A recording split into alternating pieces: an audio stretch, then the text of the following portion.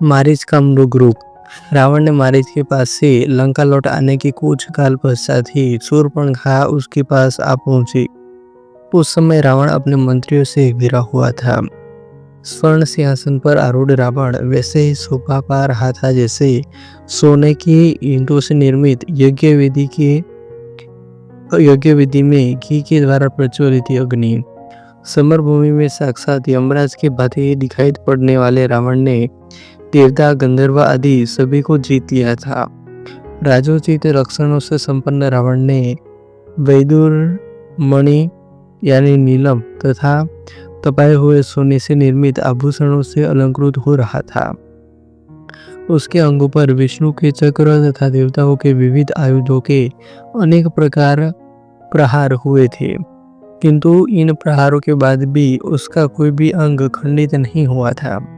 वह रावण पर्वत शिखरों को तोड़कर फेंक देने वाला, देवताओं को रौंद डालने वाला, धर्म को जड़ से काट देने वाला, दूसरों की भार्याओं के सतीत्व का नाश करने वाला, यज्ञों में विघ्न डालने वाला तथा दिव्यास्त्रों का प्रयोग करने वाला था।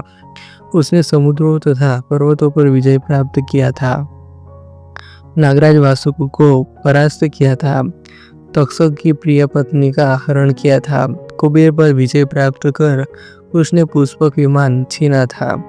इंद्रादि समग्र देवता उससे भयभीत रहते थे। वायु देवता उस पर पंखा डोलाते थे। वरुण उसके यहाँ पानी भरता था और वह मृत्यु को भी परास्त करने की सामर्थ्य रखता था। उसने 10,000 वर्षों तक घोर तपस्या करके तथा ब्रह्मा जी को अपने मस्तकों की बलि देकर देवता, दानव, गंधर्व नहीं, ब्रह्मा ने शिव जी को, पिशाच, पक्षी और सर्पों से संग्राम में अभय प्राप्त कर लिया था। मनुष्य के सिवा अन्य किसी से भी उसे मृत्यु का भय नहीं रह गया था। शूर्पणखा राम के द्वारा तिरस्कृत होकर अत्यंत दुखी हो रही थी। उसने रावण के पास आकर क्रोध से फुंफकारते हुए कहा, धिक्कार है तुम्हारे पराक्रम पर और तुम्हारे इन मंत्रियों पर। तुम अपनी विलासिता में डूबे हुए हो। तुम सब तो सुरा और सुंदरियों में व्यस्त रहते हो। हे नीतिवान रावण, क्या अब मुझे तुमको यह भी बताना पड़ेगा कि समय पर उचित कार्य न करने वाले और अपने देश की रक्षा के प्रति असावधान रहने वाले राजा के राज्य के नष्ट हो जाने में क्षण मात्र भी देर नहीं लगती। तुम्हें ज्ञात होना चाहिए कि वृक्ष से गिरे हुए पत्ते और राज्य से च्युत राजा का कोई मूल्य नहीं होता। प्रजा उसी राजा की पूजा करती है जो स्थूल आंखों से सोता है, किंतु नीति की आंखों से जागता है, जिसका क्रोध प्रलयंकर और प्रसन्नता सुखदायिनी है।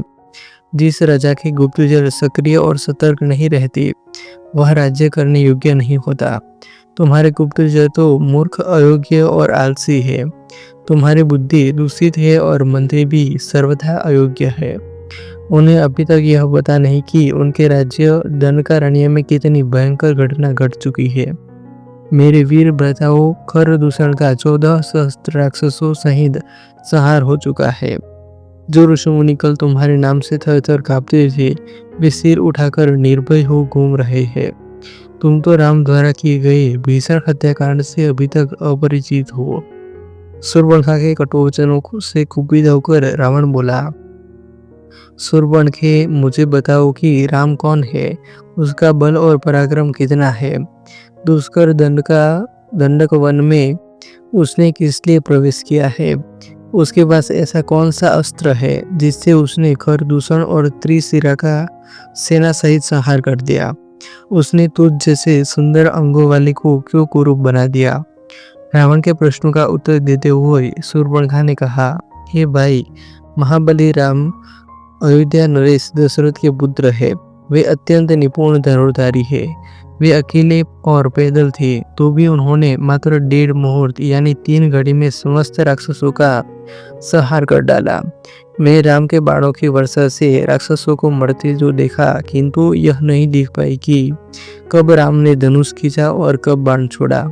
स्त्री होने के कारण राम ने मेरा वध नहीं किया और केवल अपमानित करके छोड़ दिया।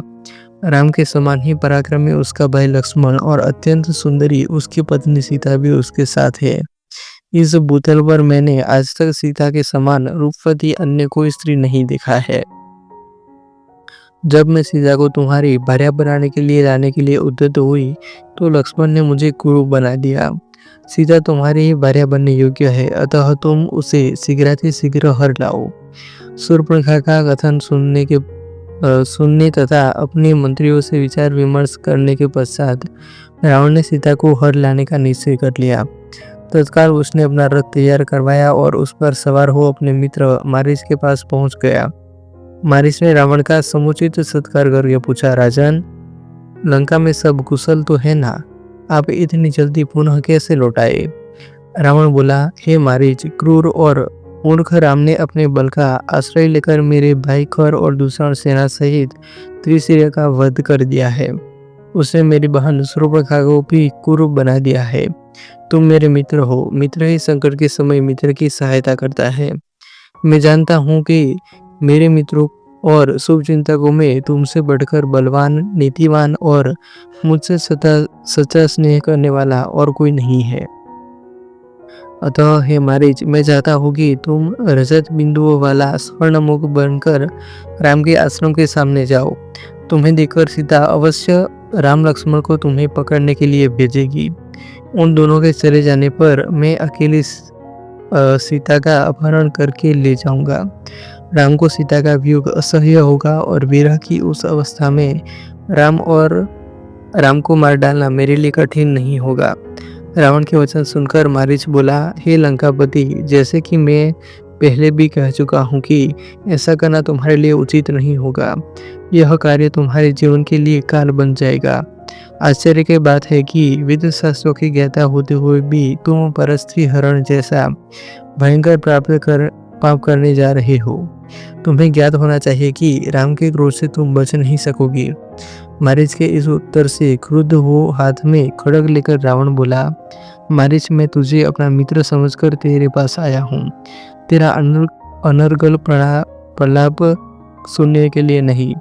तेरी कायरतापूर्ण युक्तियों को सुनकर मैं अपना विचार नहीं बदल सकता।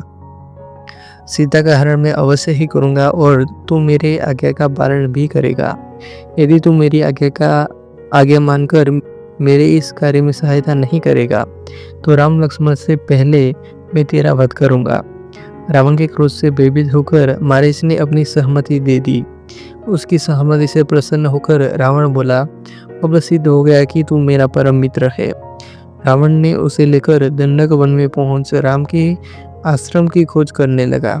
अब आश्रम मिल गया तो मारीच ने रावण के निर्देशानुसार बक का रूप धारण किया और आश्रम के निकट विचरण करने लगा। इस अद्भुत स्वर्ण मृग की शोभा देखकर सीता आश्चर्यचकित रह गई और विस्मित होकर उसके पास पहुंची। मायावी मारीच ने अपनी मृग सुलभ क्रीड़ाओं से सीता का मन मुग्ध कर लिया। कहानी अच्छी लगी हो तो ऐसे ही और कहानियों के लिए वीडियो को लाइक, कमेंट और शेयर कर दीजिएगा और चैनल को अभी तक सब्सक्राइब नहीं किया हो तो सब्सक्राइब कर लेना। मिलते हैं और एक वीडियो में। जय हिंद, वंदे मातरम।